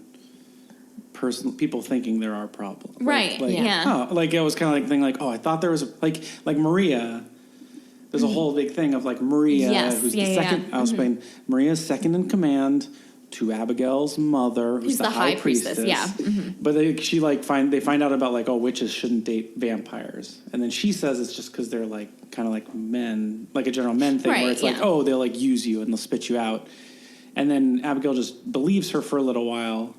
Until she just is like, maybe not, and then goes back to him. And like that's like the conflict of the book is like repeatedly just saying someone thinking something, and it's like, we solved it by realizing that was not actually the problem. Babe, I really never thought about this, but you're right. That's like what, when I put my finger on it, on the whole thing of the book, is like the only issue that there was that she's like it truly is like when you're in AA, they say like don't date in the first year or whatever, because you have to deal with your own shit. Yeah. That's this equivalent. She was like addicted to whatever the fuck it was she was doing were unclear. Murdering people. Murdering people and then taking their life force because it feels fucking good. So silly of me. Yeah. Feels great to take their life force. Did we get why she did that? Like in the first place, why did she do that? I don't know. I saw it as like she's just like addicted. Like I saw it as a drug, and you're just like it kind of happens, thing, you know. yeah. Well, because it kind of seemed like the tracks. The voodoo lady was like, "Here's one cool thing that you can do. Let me get you a tourniquet." And then she now and that's it. And so the whole. I mean, it's like I get that that's a real issue, but I was like, that's a weird thing to base the whole book around. Basically, is she can't. She shouldn't be dating because she's a junkie. That's kind of it. And her mom's sick, but we don't know her. Like, her mom has maybe 6 lines in the entire thing. Yeah. Oh my God. There was one scene where like she and her mom go for a walk and they say like 3 lines and then they finish their walk. And it's like, how fucking long is that walk? Did you picture her mom as like Patricia Clarkson? Because I definitely did. No, I pictured her as Lily Rob's character from from American Horror Story. Coven thing? Yeah, the Coven thing. I get that. Yeah. She's great. I liked the scene where Maria was making soup. Oh yeah. I just enjoyed that little beat. She called Marie, and Marie was like, "What is it? I'm making soup. I have to go. I have to go make my soup." And I was like, "I don't." Oh yeah, I forgot that was like a big issue. Know why this is a thing? But Maria made soup, and then later on we find out it's gumbo because they're in New Orleans. Yes, it was gumbo. It was also at 10 p.m. Who eats soup at 10 p.m.? Who makes soup? It's because you're going to eat it like by the time it's done 12. You're ready at 1 a.m. Soup is all the time. I would like to know this. I would like to know. I don't know if you have any listeners in New Orleans, but I would like to know if those listeners would call gumbo soup. I'm making soup down in New Orleans. I don't know. Or as y'all call it, as y'all outsiders call it, gumbo. Here we just call it soup. I'll do declare. Well, now you're just popcorn Leghorn. I said, this is some soup. That man is a pig. That man's a pig. Wait, we didn't talk. Wait, oh yeah, but the New Orleans, it didn't. New Orleans is such a rich, vivid place, full of life. How the fuck would you know? You've never been. But because I've seen it related in many I have been in 6th grade. Yeah. In 6th grade, and even as a 6th grader, it was just full of life. Full of vibrant life. But it just there's no New Orleans to the whole thing. No. Other than her and it just Naming feels like places. she's a French Quarter. Like she just keeps on being like, French Quarter. Yeah, like the author by the definitely way. didn't do a And research there's just about there's not even like a party going on at any point in the book. No. Like I don't know why you wouldn't somehow include some element of it. I would think she would name, and it's even though I'm super unfamiliar with New Orleans, just naming streets in a weird way would have been like. I don't think we hear about Bourbon. This or I don't hear. No, but I mean Bourbon Street's the famous one. But like even if you were like, I'm saying we don't even get that. I took this street to, and then the whatever the name of the bar is off of this street. Like I obviously as somebody from LA that. When people do stuff when they talk about LA specifics, it means a lot. But like even when you do this with other cities that I don't know, it does give you a sense of place. For sure. Like, oh yeah, I'm like really there. It did feel lazy. Agreed. Yeah. Just saying French Quarter over and over again. It was like she just looked at a postcard of New Orleans and was like buildings. You know what I mean? Exactly. And had her character and be like gumbo. And had her characters keep going like this is New Orleans. Well, also, it kind of makes you think like, does she think? Like Cajun, maybe not Cajun, but like New Orleans is like Spanish and French mix. Like it almost feels like she saw like a French Louisianan person, and in her head was like, these Hispanic. Like that she miscategorized them in certain ways, like because she didn't do some research. Right. Yeah. It's like it feels like very superficial and. It does make me want to go there, though. There was a lot put into being nude in the. There were a lot of moments. Say that word again. Nude, and I say that because that was the word really that she. that deep. But I'm saying that was the word she used, and maybe it's because I read it that way that it stuck out to me. But there was a thing where she's like, she couldn't wait to see him nude, and then there's a passage of if she hadn't had a deliciously nude vampire looming above her, and it's about being nude a lot, and then when she takes off her clothes, she doesn't say nude in this one, but I like that. I just enjoyed this. He let out a heavy breath and said something in Spanish, too quickly for her to make out, but she did catch one word. Magnifico. And I enjoyed that. I forgot about that. Magnifico. Magnifico. Tits. He said they were magnifico because she Magnifico. took her like shirt. Yeah. But, like, but, they say, right, but before yeah. before that, he's like Sebastian even says like, he like stops taking off his clothes and is like, well, you got to take off your clothes too. Like, we got to get nude. This is what we I will decided say, for. there is something crazy to think, like, if a vampire was 1,000 years old, how many pairs of tits have you seen? Like, so many. Well, yeah, that's why that's the fantasy of like Yeah. out of all the tits Yes. he's seen She's in the the special. 2,000 years of his life, like them are just gives us magnifico. Those tits beat all the other tits. I can control my animalistic urges just for you. We haven't talked about my favorite Everybody character. wants to be special. Yeah, we haven't talked about my favorite character, who I was like positive would come back, and honestly, but Jason, the guy in the elevator, guy in the who's elevator. wearing like I think he's wearing like a green polo shirt and khaki shorts or something, and she like out of nowhere randomly just Were you bumped. like, it me? That was me, yeah. And I was like, he's a good guy, that Jason. But she talks to him for a You second. saw a green hoodie all the I time. did wear my That's green right. hoodie all the time, Yeah. so I like the green. But she just like chats with him, and it seems like she likes him. Like he's like nice to her, and he seems like normal, as They normal as talk about, anyone. like, thinks. like, I know, there's but no like or but not it feels like, like they talk it feels for like an 2 actual meet cute, more than like she like runs into a steel wall, and it's actually a man who's like got blue eyes, and then Yeah. he's sexy and grabs her. But like it was like a pleasant like, oh hi, yeah, this place is crazy, yeah. And then the elevator door opens, and Do Sebastian. you want to like? Do you want to get some Taco Bell? Yeah, so now I'm like, I like this Jason. There's a great quiz though. I know. But then the elevator doors open, and Sebastian sees him, and I think Sebastian murdered him. Like Sebastian's pushed like him mad. away. He's Like, mad, He's yeah. like, mad, and then she runs off, and leaves But like Sebastian later with him. on, he probably did murder him. That's what I'm saying. Like I think He probably, did? but he's I like, thought he was but he just like seemed very mad and jealous and upset. Yeah. And like, it's not like it was a moment where like, oh, they like, he like dropped his glasses or whatever, and they like bumped heads, and it looks like, and then doors open, and it looked like they were close and kissing Yeah, or something. no. It was like literally just a man was standing in the elevator with her, and Sebastian was like irate, and she was like, "It's nothing, I promise." Like, That I don't like. There is something sexy about a man being jealous at a certain point, but it's just like, calm down, dude. I was in this elevator. Which one last thing I want to say about their workplace? how's he supposed to get around if she's not in the elevator? Great question. One last thing I want to say. Hey, babe. Great question. Thank you.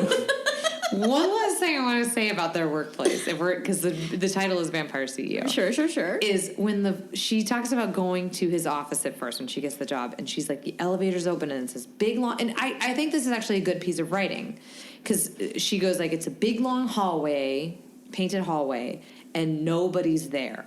And at the end of the hallway is like a door, and like her desk is outside. And I was like, oh, that seems weird and very evocative. Like that was like the one thing I was like, I really get a sense of place.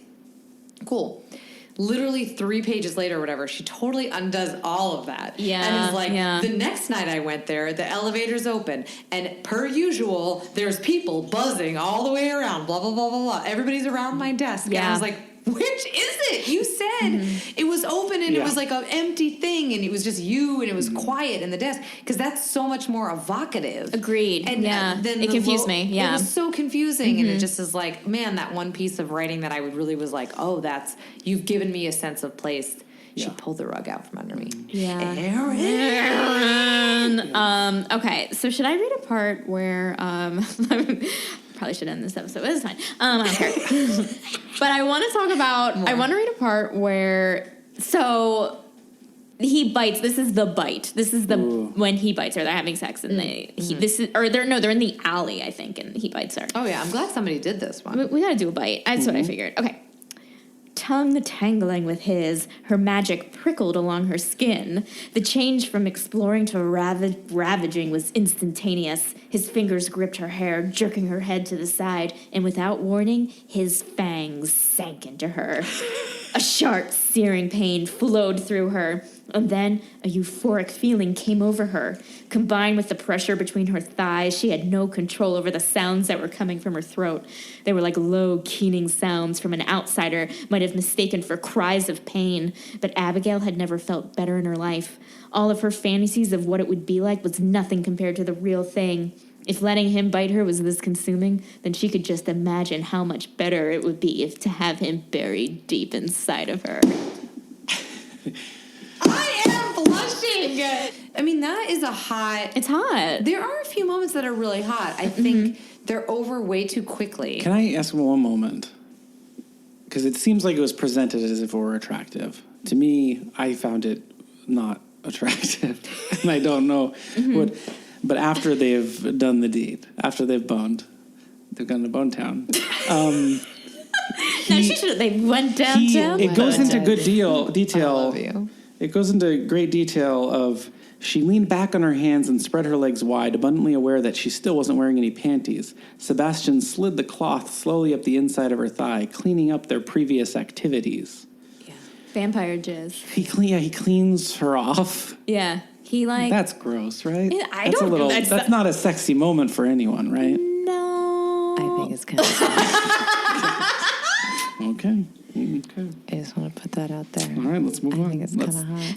Look, you are entitled to your thing. Move I on, mean, next look, it subject. happens. Sometimes there's just wet spots, and they need to be wiped out. Also, well, the next sentence it says, when he approached the junction between her legs. That's weird. He I think bypassed it with a junction. heated glance up at her, then moved back down. The junction. Like The junction. Junction. Hey, baby, how's your junction? I'm just saying there are a lot of moments also that just I don't know. I don't know. It's a little gross. It's like not.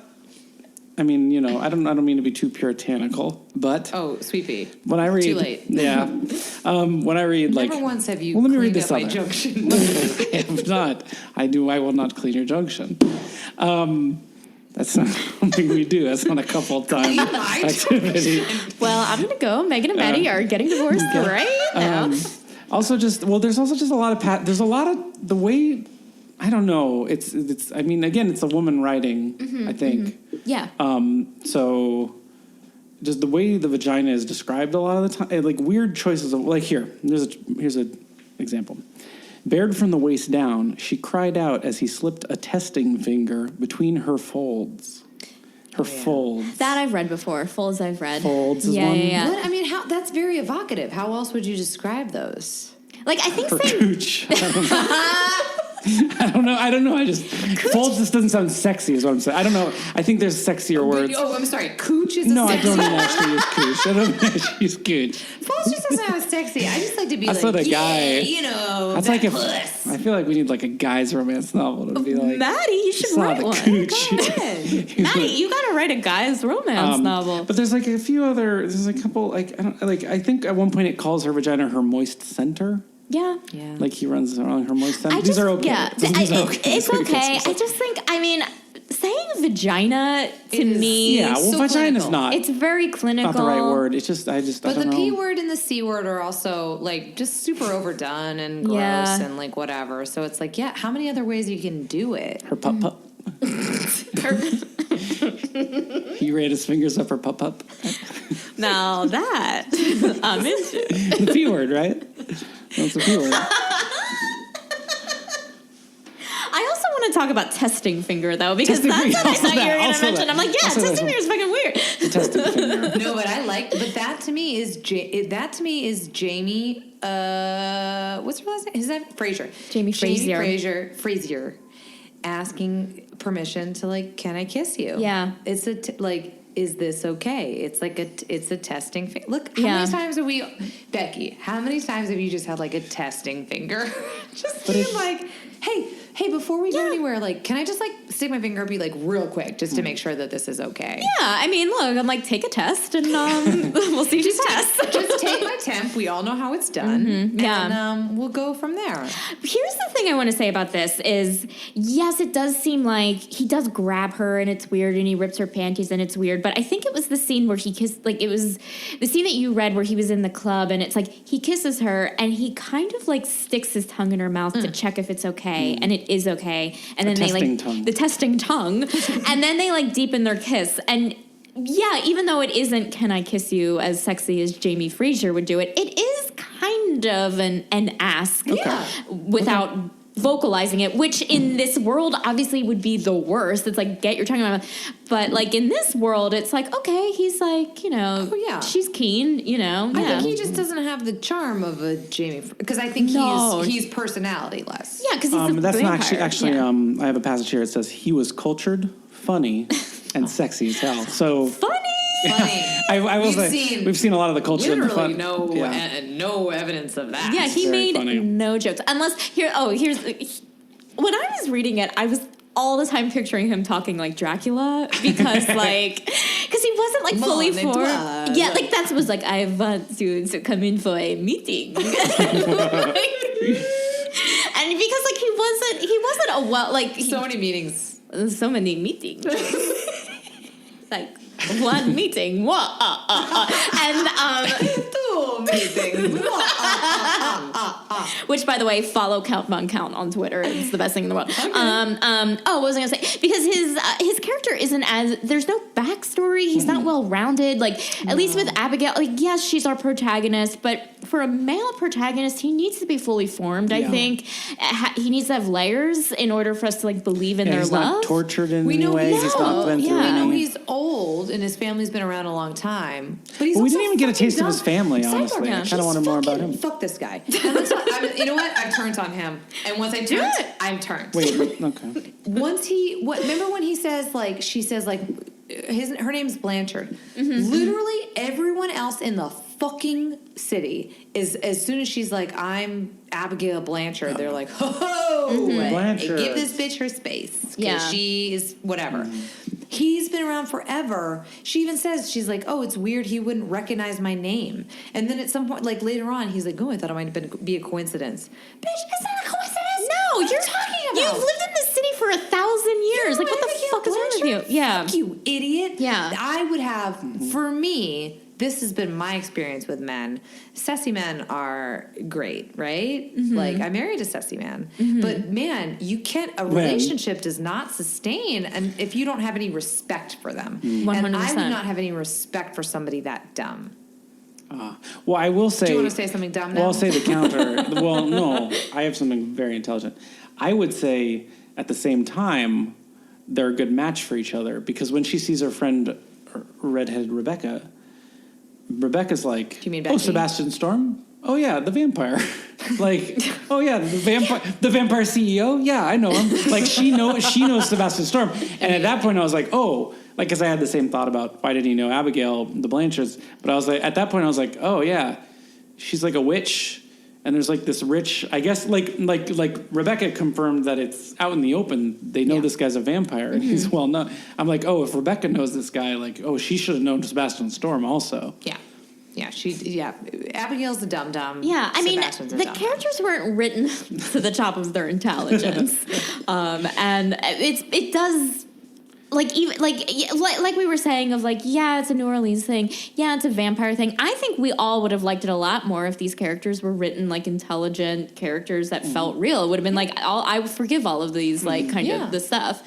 Because the truth is, like, and again, this goes back to like my earlier comment about like, even if it's been done before, I find the idea of a vampire and a witch kind of exciting. It's like that's something that's, well, for me, has not been done before, and and there is something that's really nice about like we don't have to spend half the book being like, holy shit, he's a vampire. What does that mean? I know, yeah. Which to me, like if we're going to the 50 Shades of Grey things, there's so much of 50 Shades of Grey where they're like, he's a dom. Isn't that crazy?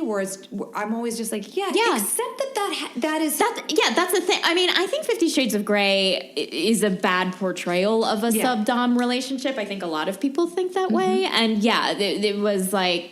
It's just so incredulous as to like that's such a as if that could exist. Yeah. The sooner you accept that, and it's in movies this is like that too. And this is the reality of the situation. As crazy as it is, so like find a way to get over that, and then we'll see the rest of the story. Unless the story is about her getting past that thing, which is its own thing. But in this case, you're already a witch. There's already weird supernatural stuff. So, like, I appreciated that she was like, cool, all right, well, this is crazy. But it just is such a weird thing to go nowhere from there. Agreed. To have all these pieces and do nothing with them and not use them to their full advantage. Other than that one scene in the alley, which was pretty hot. Wait, I feel like the big warning sign about the book and the way it's written is literally in the first paragraph. I'll read the first paragraph real quick. 8:00 at night was an odd time for an interview. We're okay at that point. The fact that the office the fact that the office was still buzzing with life at that time was another oddity that struck Abigail right off the bat. I'm like, oh, I'm intrigued. And here we are. Then again, nothing about this job had ever been normal. She doesn't have. She's interviewed. She doesn't even have the job yet. And I think that's the disconnect. That's the logical disconnect that doesn't make it. Where I'm just like, I was very confused at that point, and I just started. The second part of a sentence. We didn't get off on the right foot there. At that point, I was like, oh, what job? Wait, she had the job. No, she's interviewing. Oh, I felt that way. It had never been normal. And also, this isn't that. I didn't know. I felt that way with a lot of like, did I miss something? And then I go back and then I read the sentence, and then it's not until a paragraph later where it's explained, and I'm like, what? Yeah, you don't get to do that. Guys, it's not great. But if you were, I'm sorry, I feel like I'm ready to like. No, these are our final thoughts. We're on to our final thoughts. So I just feel like if you're like, I just like want like vampire sex in my life, I would be like, okay, cool. Start on a page 120. And I'm like, start on page 60. Or no, have some sexy thing on 60. Oh, no. I'm saying if you want to read this book. Oh, yes. You're going to have to go to like 120. Right. Okay, got it. The sexiness should have been on like, even if they're not having sex. Some sort of climactic scene. Yeah. Some sort of like sexually tense scene. Something should have come to a head. Even if it's just a fucking kiss, you know? Like, I'm fine. But should have happened. You're totally right, Becky. Should have happened earlier. So if you're going to read it, start on 120. Yeah. Or read Better Off Red, the Rebecca Weatherspoon's first book that's about lesbian vampires. Again, I was very bummed that we didn't get much CEO out of this. There's a fair amount of vampire. We don't see any. I want to know what's going on in the board meetings. I agree with you. Like honestly, like I think that like makes it. Matty that was what I was excited for. To read this because he was like, "Here's the thing. I need some stock tips." I wanted to know. Because you would think a vampire, like, he's been living so long, he understands the patterns of the stock market. Yeah. There's a lot of pressure that comes with the position of CEO. Yeah. You got to deal, the shareholders, the board, you got all these employees under you. There's a lot to manage. It's just difficult. Tell me more Social about this. media. But instead it was just kind of like he's in the office and he writes on papers and has meetings. And so I was a little disappointed by that. I want to say anything, but that sort of sounds like your life. Yeah. I don't want my life. Do you guys have a final rating, A through F? You could feel free to add a sultry adjective before your letter grade. So, for example, mine is a blood-sucking B-. Mine is a cock-filled stomach C. All right. Wait, cocky tummy. Because, it's a cocky tummy C. It's a cocky tummy C. I'd give it a D. 4. Don't read this book. I'm surprised you didn't. I didn't. Well, I don't. That it went fast. Here's what I'll say. I guess, I don't think that I mean I kind of did enjoy reading the experience of reading it. Like, it's a very fast read. There's like craziness. There's a witch. She sucks a man's face out of nowhere. She goes in the office and there's a lot of people and it's very busy for nighttime, and then she gets a job. But at the same time, I'm like, I would probably get that much enjoyment out of a lot of books is what I get the feeling Yeah. of. Like I didn't think there, like I was kind of bummed that there wasn't like more sex and again CEO stuff. Like I couldn't give it a C because there's no CEO. I wanted more. So I'm just saying like I don't know what particularly stands out about this versus other romance novels. Again, maybe I'll read a bunch of other romance novels and be like, oh, I did like Vampire CEO, but it just didn't feel like it gave me a reason why this would be any better. Like the specific fun of reading like these sexy scenes and having like a vampire and witches and stuff like that, I imagine is in a lot of books, and I wouldn't get like something special out of this. Yeah, I mean, I can give you plenty of recommendations of way better. Please do. Paranormal romance. Yeah, I mean, J.R. Ward, I think, is the go-to author that like a lot of readers will flock to. So I highly recommend it. Just supernatural for or vampires or Vampire specifically, CEOs? I think. Oh fuck! I don't know if there's CEOs though. Oh no! I think you just go to like an entrepreneurial how-to book. Entrepreneurs. What's great for you is Forbes magazine. But I want the vampire aspect. Yeah. Like, the board meeting, someone brought the snacks. There's garlic in the meeting snacks. The boss won't like that. Warren Buffett looks a little bit like a vampire. That's close enough. Yeah. That's an unnecessary pot shot at Warren Buffett. He's very pale. Yeah. What a pale guy. Well, guys, on that note, Great end. Meghann, Matty, this has been just what a joy. Thank you. I'm going to speak for Matty right now because I often do. We've had the best time.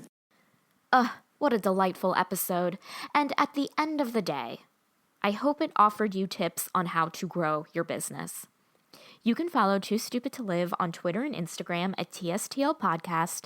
Thank you so much for listening, and have a great rest of your day.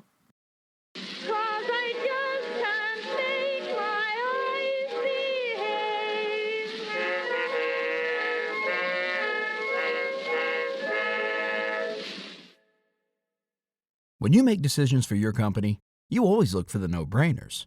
And if you have a lot of mailing and shipping to do, Stamps.com is the ultimate no-brainer. It streamlines your process to make your business more efficient, which makes you less busy. Mail checks, invoices, legal documents, books, and everything you need to keep your business running with Stamps.com. Seamlessly connect with every major marketplace and shopping cart if you sell online.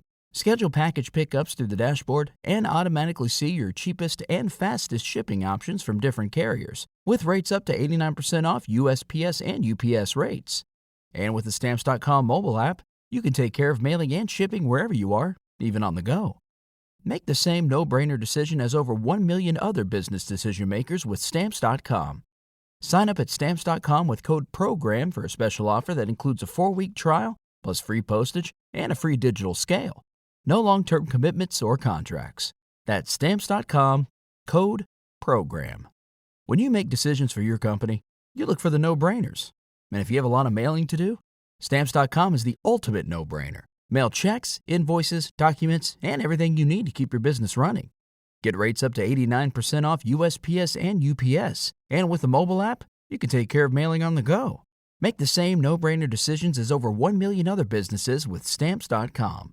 Sign up at Stamps.com with code PROGRAM for a special offer. That's Stamps.com, code PROGRAM.